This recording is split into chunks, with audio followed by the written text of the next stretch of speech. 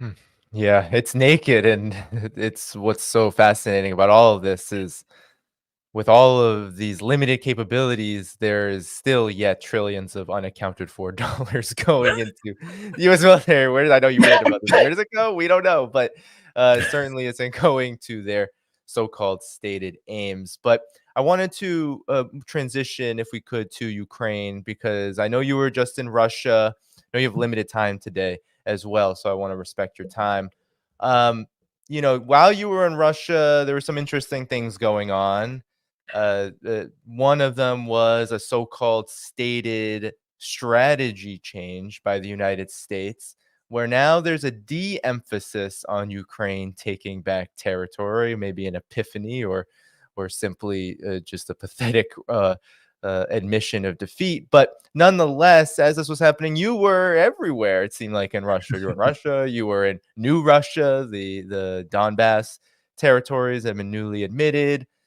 Um, could you talk about what you learned about this war, about the conflict through your trip to Russia and how it kind of jives or maybe doesn't jive with what we are hearing about it from the collective West, the media, the military industrial complex, etc.? Sure. Look, this trip was a follow-on to the visit that I had in May, which was a 26-day, 12-city tour of Russia. And one of the, I guess the purposes of that trip was for me to reintroduce myself to Russia or have Russia reintroduced to me because I hadn't been in that region since the Cold War. I mean, I last set foot in, you know, Soviet territory in 1991, when it was still the Soviet Union. And so here we are now, 2023, and I'm returning. And I'm aware, I'm a student of Russia. I study its history, I study its culture, but book knowledge and seeing it, two totally different things. So I went there, and I had this wonderful experience where I captured, the essence of Russian. I've been trying to bring it back, encapsulate it, and try and educate an American audience about the reality of Russia. So this trip had two purposes. One, if you're going to talk about Russia and you ain't talking about snow, then you ain't talking about Russia. So I need to see this new Russia in wintertime. And it's not just about the cold and the snow. It's about two of the most important times culturally for Russia. One is New Year's. We celebrate Christmas on December 25th here in the West, and it's a big holiday with the Christmas tree and the gifts and all that stuff. Well, the Russians don't celebrate December 25th as Christmas. That's us. The Orthodox celebrated it, and I think this year they celebrated on the 7th of January. And it's a different thing. Christmas for them is a very religious thing.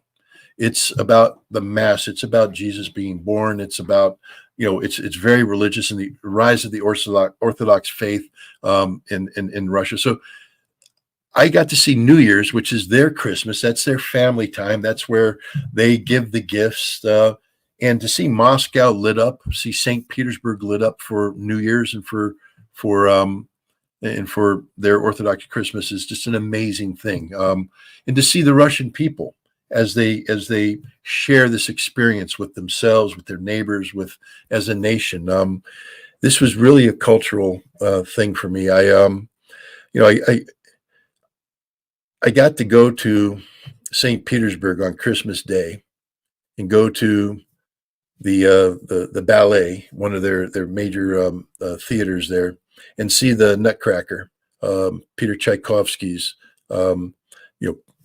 Christmas ballet, see it performed live in St. Petersburg on Christmas Day. Now, why that's important? Because in 1892, Tchaikovsky premiered the Nutcracker in St. Petersburg on Christmas Day. I mean, this wasn't just sort of cool for me, but it touched. You see how cultural the Russians are. I mean, they love this stuff. This is them. This defines them. This is their their music, their dance, their composer. This is their soul. This is their essence. And you see that. I got to go to the big church in Moscow on Christmas Eve and see the mass that was hosted by Kirill, the patriarch of the Russian Orthodox. He's the damn Pope of Russia.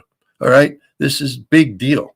And to see him come in and see the pageantry and see how the Russians, how seriously they take faith today in Russia. So that was the first part of it, was completing the task, I guess, connecting more dots about what the Russian soul is, what Russia is, the importance of orthodoxy to Russia, and to see the Russian people come alive, and to see this at a time when Russia's in conflict with Ukraine, but and the collective West, Russia's under sanctions, and to see how unbowed and undefeated Russia is as a nation, as a people, was also important. There was no celebrations in the street about defeating Ukraine and all this. There was steely-eyed determination that they are going to see this through. I went to the VDNH. It's a economic exhibition, and I guess in April, I might be getting this wrong, in October, November, they opened up this exhibition where every major district in Russia got a stage, and they basically were selling themselves, saying this is what we do economically.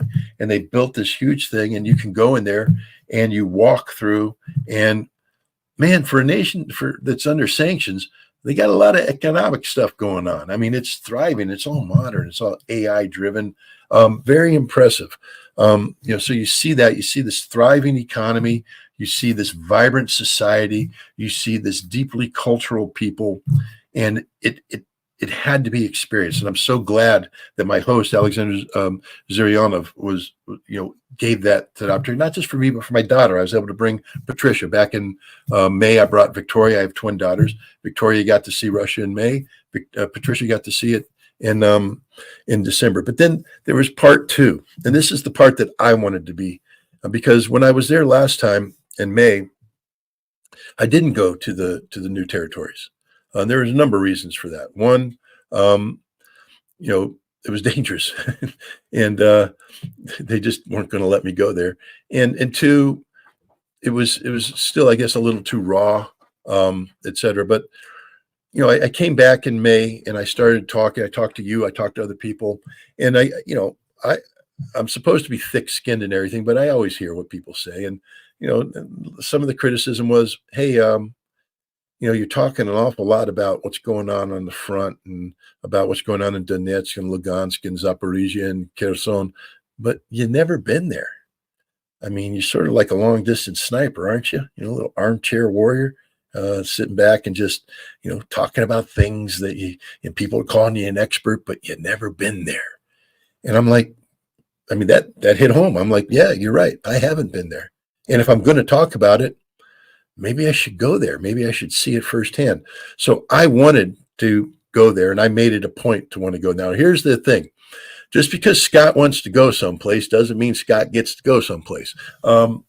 Because, it is dangerous. There is a war going on. And the Russians were like, we don't want you to go there. We sort of like you. We'd like you to continue doing what you're doing. We don't know what you're doing or why you're doing it, but we like what you're doing. And if you go there, you might die. And that's not going to be a good day. So no, you don't get to go. And so there was an interesting give and take there as I was trying to make my way to the new territories, where the Russian government was saying that ain't going to happen. But there were people that understood why it was important for me to go there. And we found the way to make it happen. And it was done, I guess we'll call it, through the indirect approach. We started my trip to the new territories in Grozny, in Chechnya. Why? Well, there's a couple reasons why. One, if you want to talk about Russia, this is a conflict of, about Russia. And what defines Russia? How do you define Russia? Most people say, well, when you say Russia, you're thinking blonde hair, blue-eyed, Slav, Russians. Well, the Chechens are Russians. They consider themselves Russians. They're part of the Russian Federation. They're part of the family of nations that makes up the Russian Federation. The Chechens, Muslims, separate ethnic identity, language, religion, but they're Russian, and they're fanatically Russian. They are supplying troops to the fight. Some of the senior military leaders, Abdi Alduanov is in the Lugansk area. He's a general. He's now at the General Staff College, getting taking the lessons he's learned from the conflict and capturing it so it can be better transmitted to other troops. So I went to Chechnya, and I had to see, because again, we talk about conflict resolution. How does this war end? Are the Russians ever going to be able to repair relationships with the Ukrainians? And today people say, no, can't do it. Too much blood. Well, I'll tell you what, if you think there was too much blood in Ukraine, go to Chechnya and understand there were two wars fought between the Chechens and the Russians in the 1990s and in the early 2000s. Chechnya is a very small country, 1.5 million people. Hundreds of thousands of people lost their lives. And this got bloody. This got ridiculous. This was, the in America, we talk about the Hatfields and the McCoys, those clans in the Tennessee, Kentucky area, where, you kill a Hatfield kills a McCoy, then the McCoy has to kill a Hatfield, and the feud went on for decades. Well, the Chechens are like that, blood feud, but they take it to an extreme level. And the Chechens were starting to consume themselves in this conflict. And there were Chechens who fought against the Russians, got their freedom. I don't think a lot of people realize that the Chechens actually became independent, the Ichkeria Republic. They fought for their independence, and they got their independence against the Russians in the 1990s. But then the United States started infiltrating Wahhabists, foreign fighters with this, perverse Saudi Arabian, fanatic Islam coming in there. And the Chechens aren't Wahhabists. They're Sunni Sufists. I learned that. Why? Because in this tour, I was taken to the Shali Mosque that was built as to be the heart of Islam in Chechnya. This is where the Sunni faith, the Sufist theocracies were based, where they lived, where they breathed. I was the Grand Mufti, the head Islamic dude, took me around and explained everything to me, talked to me about religion, the importance of religion in the Chechen people and the Chechen nation. This is Islam in a nation, a republic that calls itself Russian. Russians and Chechens live side by side in peace and harmony today. A miracle has taken place. They took me to the museum of Ahmed Kadyrov.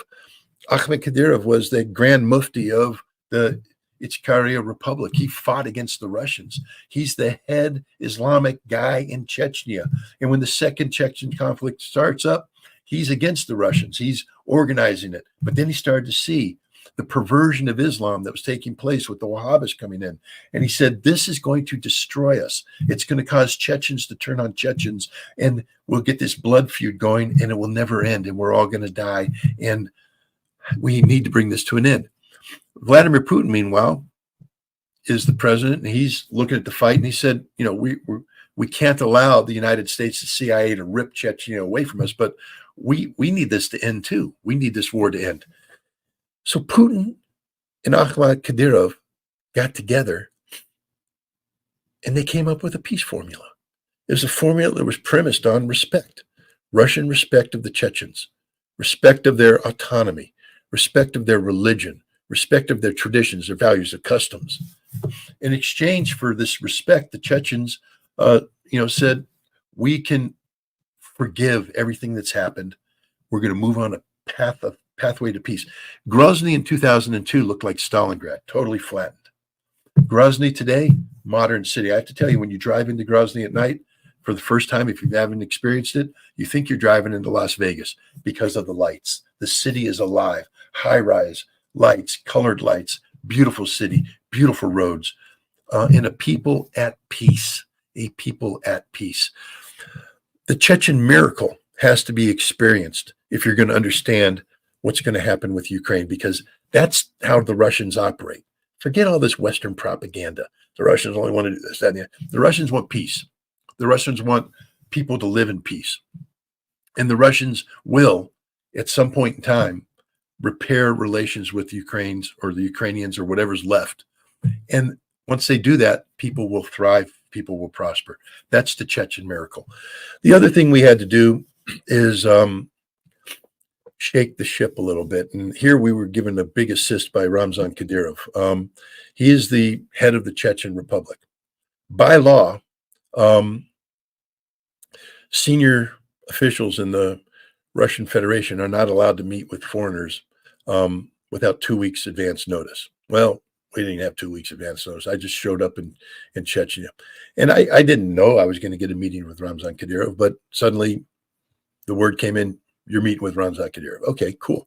I mean, come on, man. He's the head of the Chechen Republic. It's sort of a big deal to have a meaningful dialogue. I crack up. There's people like, you met with a terrorist leader. You met with a man under sanctions. Who the hell are you to meet with this guy? I'm like, well, I just explained to you guys the importance of the Chechen miracle. And Ramzan Kadyrov is the living embodiment of the Chechen miracle today. You can say what you want. I know there's people out there. Is the Chechen policy towards homosexuals everything America would like it to be? Nope. Because they don't have a policy towards homosexuals. They don't tolerate it. Now, is this an American value? No, it's not. It's a Chechen value. And one of the reasons why there's peace in Chechnya today is because Russia said, we will respect your faith. We will respect your culture, your traditions. And homosexuality is not a Chechen tradition. And, you know, it is what it is. They don't do LGBTQ. That's not part of their society. As an American, you know, I'm like, well, you know, in America, we couldn't tolerate this, but it's not America. It's Chechnya. It's their place. And you have to see it. You have to live it. You have to breathe it. You have to be there to understand it. To go to a restaurant in a village that was the center of the Russian-Chechen conflict, where hundreds of Russians were killed, thousands of Chechens were killed, and to go there and sit down and watch families come together in peace and harmony. You know, you have to understand that only happens because the Chechen cultural values were respected by the Russians. Peace has broken out all over. It's not, I guess, the way that Americans would want to design it, but then we wouldn't have peace. American doesn't bring peace. We bring conflict. We tear societies apart. We set people off against each other. What's happening in Chechnya today is peace. It's peace. And I was thrilled to have the opportunity to sit down and talk to substantive dialogue with the man who is the head of the Chechen Republic, the man who plays an important part in what's going on. Now, Ramzan Kadyrov is sort of a legendary character. I mean, you know, he's sort of a man's man, like all the Chechens are. I mean, say what you want about the Chechens, they got this manly thing going on. So when I get out of the car and I'm walking up to the villa in the presidential palace where we're going to have the lunch, there's this guy in the distance. I wear glasses and my prescription's off a little bit, so it's a little blurry. But all I see is this giant white wolf. I mean, I'm talking about a giant white wolf. If you watch Game of Thrones, you know the big wolf that they kill on season 1. I forget what they call it. It was not a werewolf, but it was some sort of big giant wolf.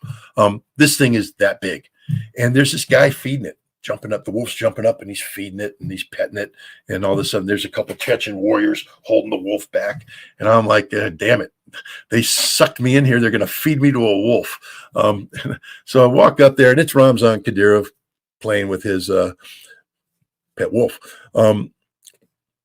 Little intimidating. You got to be honest. And then you walk in and gracious host, we have a table set up and we have this long conversation. And it's substantive. We're talking about, you know, peace in the region. We're talking about his father, the role his father played, what the Chechen policy is towards Ukraine, towards supporting Russia.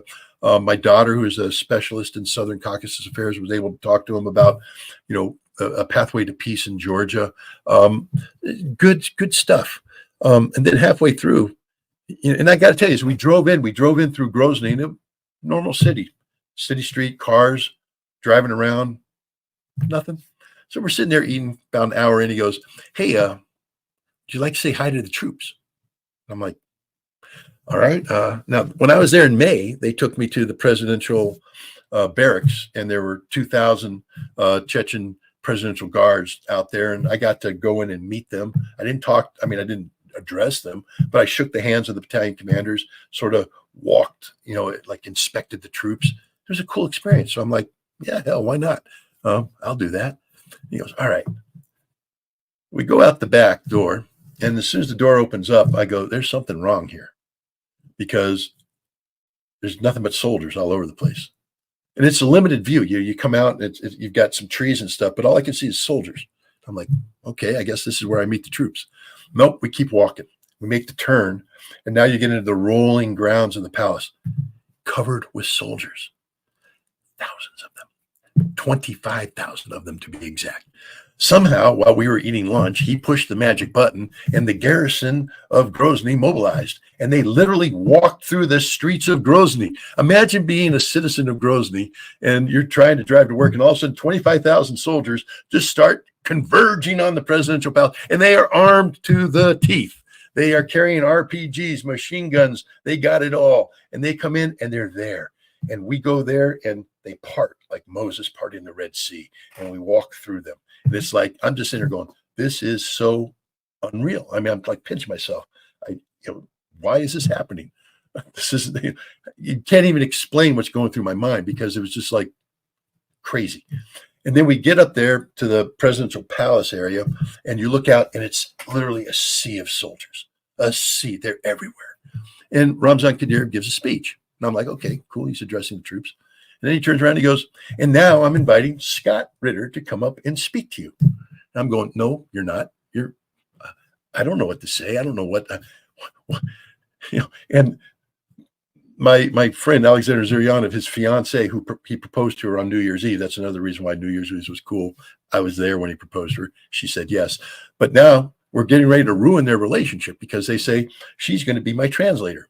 And so we're walking up the stage, and she's like saying, her mouth is saying, just speak in short sentences. But her eyes are saying, please don't make me do this. Please don't make me do this. And I'm looking at her, and I'm going, I like Alexander. He's a good friend of mine, and I want them to have a great relationship. I'm not going to ruin this. So I'm stepping on the microphone, and I go, I'm a Marine. Go big or go home, baby. So I walk up to that microphone, and I just start speaking Russian. And I have no clue what I'm going to say. I just start speaking Russian. And next thing I know, I put together a semi-coherent speech, and I addressed 25,000 heavily armed Chechens in the middle of Grozny. It was the craziest thing in my life. But by having that meeting in this event, we put a marker on the table that said, we will not be denied. And so we got permission later on to drive down to the new territories. But as we entered the checkpoint, if you have to drive, it's a long drive, a couple thousand kilometers. And you get down to Rostov-on-Don, and then you make a right, and you're heading to Donetsk. And there's a checkpoint. And we get to the checkpoint, checkmate. The Russian Ministry of Defense said, nah, you ain't going in. You don't get to go in. And we're like, okay, but we had plan B, and plan B was we're going to the Crimea. Now, they tried to checkmate on that one. The head of the, I'm not going to get into interior politics there, but somebody told us that we can't go into Crimea, but we got permission from Crimea to go into Crimea. So we went across the Crimea Bridge and got in there. And then we did the second thing. I got an interview with the head of the Crimea Republic. A big deal. Again, need 2 weeks advance notice. Nope. Sat down, substantive discussion where we talked about the new territories. We talked about Crimea. We talked about everything. It was captured on film, broadcast on TV. I did an interview in a major Crimean news network where I talked about my desire to go to the new territories and how important it was for me to see the new territories. And next thing you know, we got the green light. So we went in, we drove in. It's a war zone. It's clear it's a war zone. We had bodyguards. The Ukrainians are out to kill me. I'm not exaggerating this. They really do want to bring me harm. And that's why they didn't want me to go to the new territories. They're like, we sort of like you alive. We don't want you to dead. But I got there. I got to meet the governor of Kherson, have a substantive dialogue with him about not just the conflict. That's a military thing about Kherson and the future of Kherson, and how in the midst of this war, they're actually focused on rebuilding the territories, about bringing up the quality of life for the people who live in Kherson today, about the investments that are coming in. The number one plant they have right now is a concrete production plant, and they're building multiple lines. Why? Because they need to pour a lot of concrete to rebuild this place, to bring it up to standards. The roads have been redone. The roads in the new territories are very modern, very smooth. A lot of military transportation taking place. We went from Kherson to Zaporizhia. Got to see, Melitopol, the city that the Ukrainians said they were going to capture to sever the land bridge. They ain't going to break it. And then on to Mariupol, and that was quite the experience. Mariupol's in Donetsk, People's Republic. The siege of Mariupol, the fight with Azov Brigade. This was literally a Nazi bastion, a center of power, and they fought hard, and the city was destroyed, nearly leveled. But when you drive into Mariupol from the south, all you see is new construction, giant apartment blocks, put up a giant gleaming hospital, all up and running. Everything's going great, and they're building. And you see they're repairing the buildings that can be repaired, but so many of the buildings can't be repaired. They've been gutted and destroyed, and there's so much left to be done, which is why the concrete manufacturing plants are so important, because to do all this, you need to pour concrete. And the Russians are thinking about the future. The Russians are thinking about rebuilding. So, it isn't just building military factories. It isn't just building military infrastructure. They're building civilian infrastructure to make life better for the citizens of Donetsk. When you see Azovstal and the ruins of it, you understand the ferocity of the fighting and the price that everybody paid to do this. Then it's on to Donetsk. One thing that I can say about Donetsk is, again, I had 5 military units that I wanted to visit, and we actually had made preparations. We had the connectivity, and I was going to get as close as I could to what they call the red line, the line of contact. I wasn't going to the front lines. Don't worry, I'm not a war tourist. But I wanted to meet these soldiers and talk to them and get a feel for the battle firsthand. They weren't going to let me anywhere near the red line, so only one of those meetings took place, and that was because they brought the person to me as opposed to letting me get there. Plus, they wanted me to get the hell out of there. The Ukrainians are tracking everything. If my phone had to be off and in a Faraday cage so that they couldn't track me. They know my phone number. You don't stay in a hotel. I don't stay in a hotel in Donetsk. I stayed in the safe house, and you didn't know the safe house until the last minute, and then you'd show up there. And everything's on the clock. Anytime you do something, you're on the clock, you're timing it, and you're displacing, because you can't stay in the same place for any length of time, because if they did get a track on you, a HIMARS comes in and is going to kill you. So we're moving and moving. The meeting with Denis Pushilin was the same thing. He's the head of the Donetsk People's Republic. He wanted to meet. But to meet, we were driving through Donetsk, getting a phone call, go here, get a phone call, go there. And eventually, we end up in a place where we can meet. But while we're meeting, we're on the clock. And at some point in time, their guys come and go, meeting's over, everybody's gone out of there. That's the reality of life in Donetsk. It's a city under attack. As we speak, the Ukrainians are shelling it. They're not killing military guys, they're slaughtering civilians. You can read about the sound of artillery fire. But when you wake up in the morning in Donetsk and you hear it, and it's loud and it's close, and the people are going, that's ours, that's theirs. And as you drive through, you see the mother taking her child to school or taking her to wherever they're going, and the artillery fire, and they're not flinching. They're not flinching. Why? Because it's part of their daily reality. This is what you have to see. But you also have to meet these people and look in their eyes and feel the grip of their hand to realize these are Russians. I know everybody's like, oh, these are occupied territories, and they want to.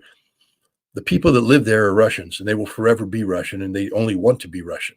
Their only regret is it took Putin 8 years too long to make the decision to go in. They wanted him to come in 2014. Too many people have died in there. point of view, but they are all Russian, and that's the importance of seeing this, of going through there, is to come up with the realization that anybody who thinks that somehow Ukraine will be able to take these territories back over is wrong. These are Russian territories populated by Russian people, and I can speak about this with very firm conviction today because I went to the new territories, because I saw it firsthand, because I experienced it for myself. So I'm eternally grateful for everybody in Russia who made this possible, even the people I might have pissed off. I apologize for pissing you off, but it was very important for me to see this, and I thank them all for allowing it to happen. Mm, yeah. Wow. Well, I mean, it seems like the trip of a lifetime, but hopefully there are more visits coming up because I think it's important work to operate as a real ambassador of peace with Russia. I mean, there are few things that are of more importance right now with regard to the world situation. And perhaps before we go, Scott, if you could just maybe in a minute or 5 minutes, just describe what you learned from the people, the Russian people in New Russia, and about the conflict itself. We talk a lot about how Russia is in the driver's seat, Ukraine has lost. How did you experience that? Was that something that you experienced when you were on this trip in the new Russian territories?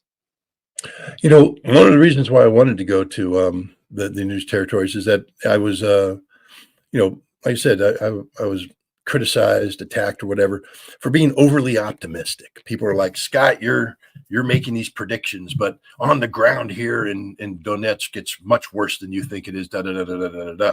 And so I wanted to, you know, go there myself and see it. Um, it's bad. It's really bad. It's a war, and it's a war that's taken a huge toll on Russia.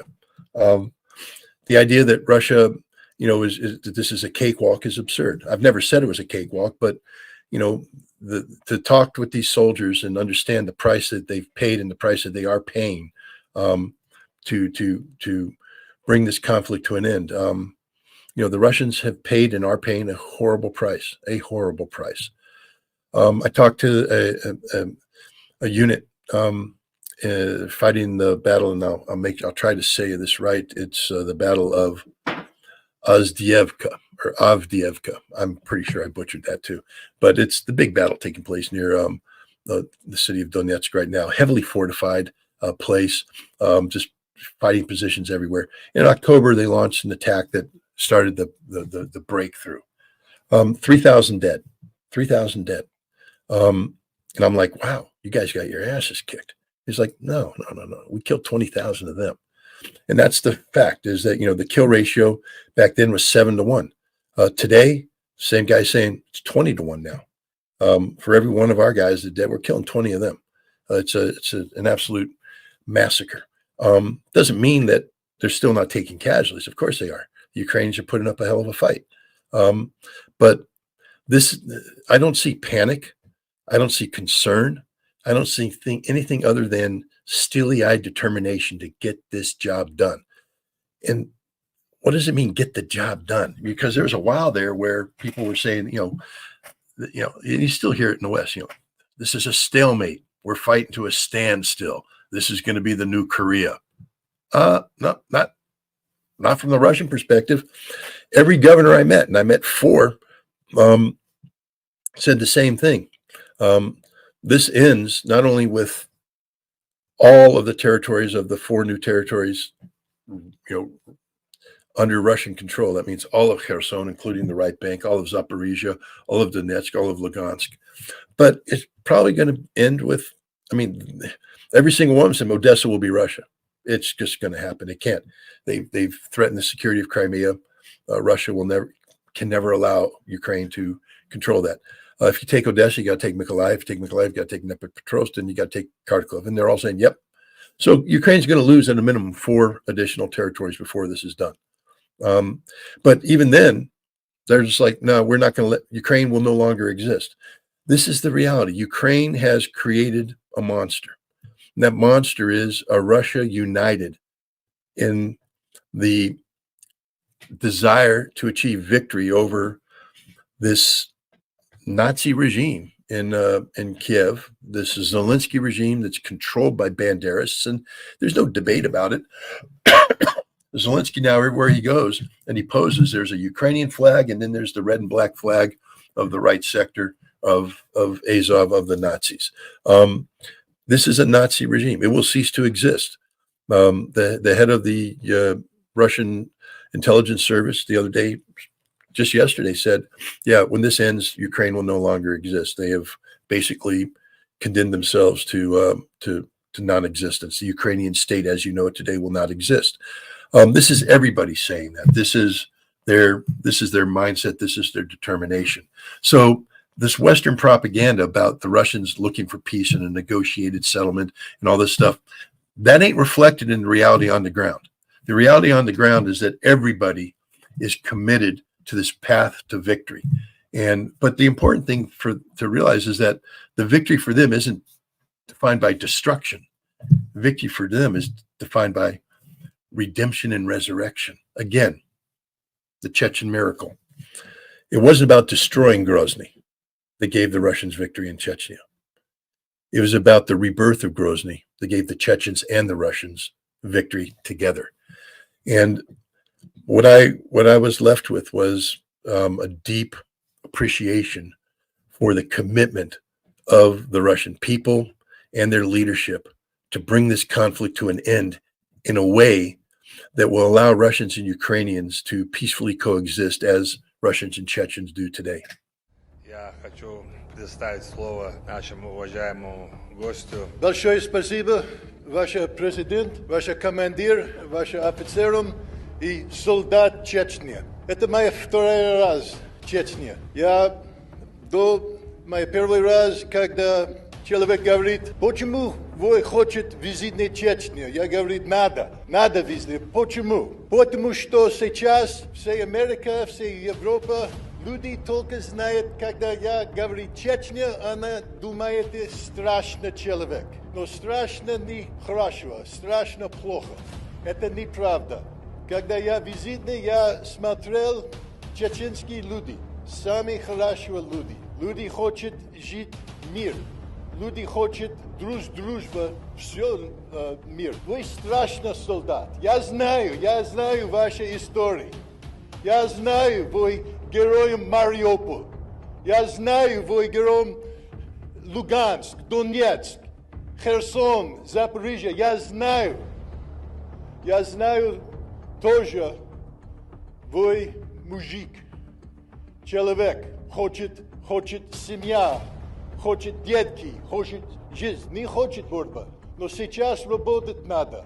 Вы работаете, страшно работать. Но главный момент будет, когда войны кончились, и вы вернулись дома, и ружье до свидания, семье, детки есть. Это будет главный момент. Это потому, что я здесь. Я хочу работать в дружба между Чечней и Америкой. Америка неплохо место. Американские люди, как вы, хорошие люди. Государство – это другой вопрос, это политик. Я не политик. Я солдат, как вы. Я думаю, вы будете выиграть вашу работу. Я знаю. И когда все, я хочу, чтобы все чеченские солдаты вернулись дома и нормальная жизнь. Еще один раз большое спасибо. Я очень рад здесь. Я очень рад с вами познакомиться.